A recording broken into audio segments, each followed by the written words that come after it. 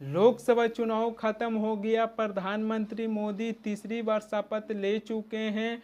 नई सरकार की गठन हो चुका है। अब इसमें सबसे बड़ी सवाल यहाँ पर ही उठ रही है कि लोकसभा के अध्यक्ष कौन होंगे, यानी कि स्पीकर किस पार्टी से बनाया जाएगा। आम आदमी पार्टी के राज्यसभा सांसद संजय सिंह हैं जो कहें कि अगर बीजेपी के स्पीकर बनती है तो तीन सबसे बड़ा खतरा है। पहला खतरा यह है कि बाबा साहेब भीमराव अंबेडकर की लिखा हुआ संविधान को ये लोग धज्जियां उड़ा देंगे। दूसरा खतरा यह है कि एनडीए गठबंधन में जो तमाम छोटी पार्टी हैं जैसे कि टीडीपी, जदयू और चिराग पासवान की जो पार्टी हैं, उनकी संसदों को तोड़कर बीजेपी अपनी पार्टी में शामिल कर लेंगे। तीसरा सबसे बड़ा खतरा यह है कि सरकार कोई भी मनमानी बिल लेकर आएंगे, विपक्ष के कोई भी सांसद आवाज उठाने की कोशिश करेंगे तो उनको सदन से बाहर कर दिया जाएगा। आम आदमी पार्टी के राज्यसभा सांसद संजय सिंह हैं जो कहें कि जदयू या फिर टीडीपी, इन दोनों दलों में से किसी एक का स्पीकर होना चाहिए।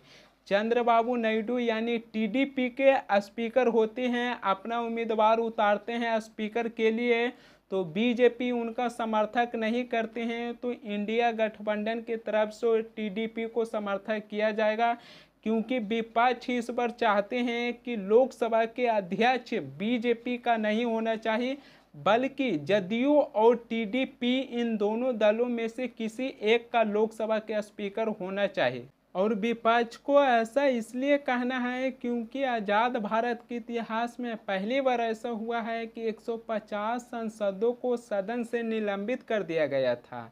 विपक्ष को कहना है कि हम लोग जनता के मुद्दा सदन में उठाते हैं, युवाओं को मुद्दा को उठाते हैं, किसानों को मुद्दा को उठाते हैं सदन में, तो हम लोगों को सदन से बाहर कर दिया जाता है, निलंबित कर दिया जाता है। सुनिए आम आदमी पार्टी के राज्यसभा सांसद संजय सिंह क्या कह रहे हैं।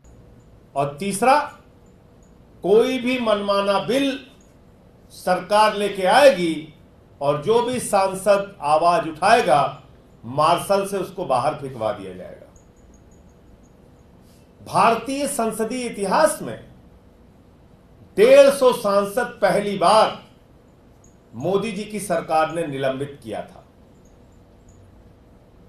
और यह कहने की बात होती है कि यह तो लोकसभा अध्यक्ष का फैसला है, यह तो राज्यसभा के अध्यक्ष का फैसला है। निलंबन का प्रस्ताव सरकार लेके आती है, संसदीय कार्य मंत्री निलंबन का प्रस्ताव रखते हैं और सांसदों को निलंबित करके बाहर किया जाता है। और कम से कम एक विषय में मेरी सलाह जरूर माननी चाहिए सांसदों को, क्योंकि सबसे ज्यादा भुक्तभोगी निलंबन की कार्रवाइयों का और मार्शल के द्वारा बाहर फेंके जाने की कार्रवाइयों का मैं रहा हूं। बीजेपी वाले चिल्ला चिल्ला के कहते हैं 56 बार बेल में गए 6 साल के अंदर।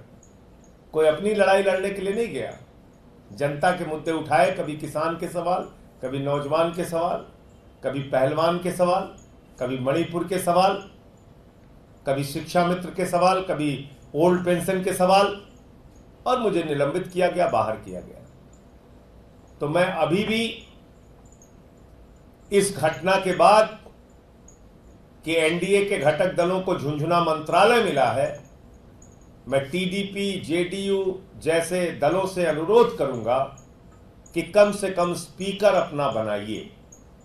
यह आपकी पार्टियों के हित में है, ये बाबा साहब डॉक्टर भीमराव अंबेडकर जी के द्वारा दिए गए संविधान के हित में है, और ये भारत के लोकतंत्र की रक्षा के हित में है, ये संसदीय परंपराओं के हित में है कि स्पीकर टीडीपी का होना चाहिए। और अगर बीजेपी उस पर समर्थन नहीं करती तो इंडिया के घटक दलों को निश्चित रूप से इसके बारे में विचार करना चाहिए।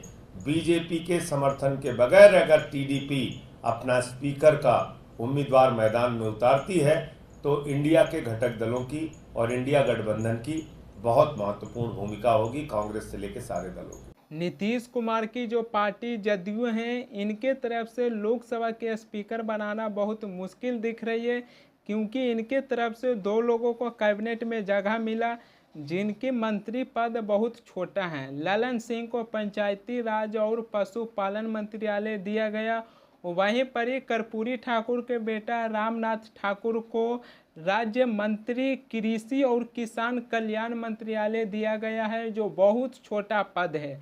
बीजेपी के बात कीजिएगा तो अमित शाह गृह मंत्री रख लिए, राजनाथ सिंह रक्षा मंत्री रख लिए, नितिन गडकरी सड़क परिवहन मंत्री रख लिए, नड्डा जी स्वास्थ्य मंत्री रख लिए, एस जयशंकर विदेश मंत्री रख लिए।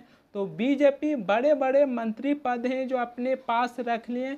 विपक्ष हैं जो सवाल उठाते हैं कि इन लोगों को हाथों में भाजपा है जो सिर्फ झुनझुना थमा दिए हैं। तो इन लोगों को लोकसभा स्पीकर के लिए अपनी तरफ से मांगों को रखना चाहिए, क्योंकि नीतीश कुमार की जो पार्टी जदयू है इनकी तरफ से हमें कम उम्मीद लगती है। टीडीपी चंद्रबाबू नायडू चाहेंगे तो अपने तरफ से लोकसभा के अध्यक्ष बना सकते हैं, क्योंकि बीजेपी बड़े बड़े मंत्री पद हैं जो अपने पास रख लिए हैं। टीडीपी चाहेगी तो अपने तरफ से लोकसभा के स्पीकर बना सकते हैं। अगर बीजेपी उनको समर्थक न करती है तो इंडिया गठबंधन यानी कि विपक्ष हैं जो कहें कि अगर टीडीपी अपनी लोकसभा अध्यक्ष के लिए उम्मीदवार को उतारते हैं तो विपक्ष के तरफ से समर्थन किया जाएगा, क्योंकि विपक्ष को मानना है कि इस बार बीजेपी के लोकसभा के अध्यक्ष नहीं बनना चाहिए, बल्कि जदयू और टीडीपी इन दोनों दलों में से किसी एक को लोकसभा के अध्यक्ष बनाना चाहिए। बीजेपी चाहेंगे कि हमारी पार्टी में से किसी एक को लोकसभा के स्पीकर बनाया जाए, लेकिन देखना ये होगा कि चंद्रबाबू नायडू क्या करते हैं। उन्हीं के वजह से केंद्र में बीजेपी की सरकार बनी है। और इधर बिहार में आ जाइएगा तो माननीय सुशासन बाबू बीजेपी को समर्थक किए हैं। खैर जो कुछ भी हो, बीजेपी में छोटे छोटे जो पार्टी हैं उनको अपनी संसदों पर पकड़ बनाकर रखना होगा। चंद्रबाबू नायडू 16 लोकसभा सीटें जीते हैं तो उनको अपनी संसदों पर पकड़ बनाकर रखना होगा। बिहार के मुख्यमंत्री नीतीश कुमार 12 लोकसभा सीट जीतकर किंग मेकर बने हुए हैं, तो उनको भी 12 सांसदों पर पकड़ बनाकर रखना होगा। चिराग पासवान जो 5 लोकसभा सीट जीतकर बीजेपी के साथ हैं, उनको भी अपनी सांसदों पर पकड़ बनाकर रखना होगा, क्योंकि इस बार की लोकसभा चुनाव में बीजेपी पार्टी को ऐसी हालत हो गया है जो बहुमत के आंकड़ा भी नहीं छू पाया है। मात्र 240 लोकसभा सीट जीते हैं, बहुमत के आंकड़ा से 32 लोकसभा सीट पीछे हैं। और बीजेपी पार्टी बहुमत को छूने के लिए किसी भी पार्टी को तोड़ सकते हैं।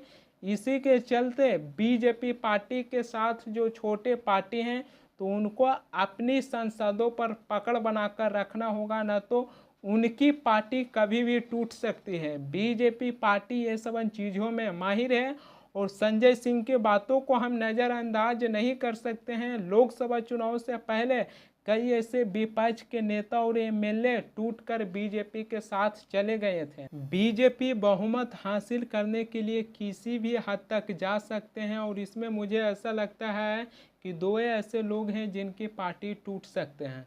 पहला चंद्रबाबू नायडू और दूसरा बिहार के मुख्यमंत्री नीतीश कुमार, क्योंकि बीजेपी अच्छी तरीके से जानते हैं कि ये दो ऐसे व्यक्ति हैं कि इनके संग हमारा बात नहीं बनता है। बीजेपी पार्टी पूरी तरीके से चंद्रबाबू नायडू और नीतीश कुमार इन दोनों को जो सांसद हैं जिनको तोड़ने की कोशिश करेंगे। फिलहाल चंद्रबाबू नायडू और बिहार के मुख्यमंत्री नीतीश कुमार जी से मैं कहना चाहूँगा कि बीजेपी के साथ रहिए, लेकिन अपनी संसदों पर पकड़ बनाकर रखिए। चिराग पासवान की बात कीजिएगा तो उनकी पार्टी को तोड़ना बहुत मुश्किल दिखाई दे रही है, क्योंकि पूरी बीजेपी पार्टी चिराग पासवान पर भरोसा करते हैं और चिराग पासवान किसी भी स्थिति में बीजेपी का साथ नहीं छोड़ सकते हैं।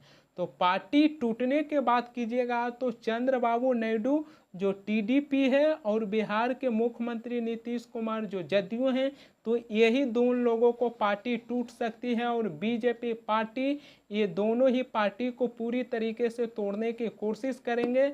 लेकिन फिलहाल देखना ये होगा कि एनडीए गठबंधन की सरकार कब तक चलती है।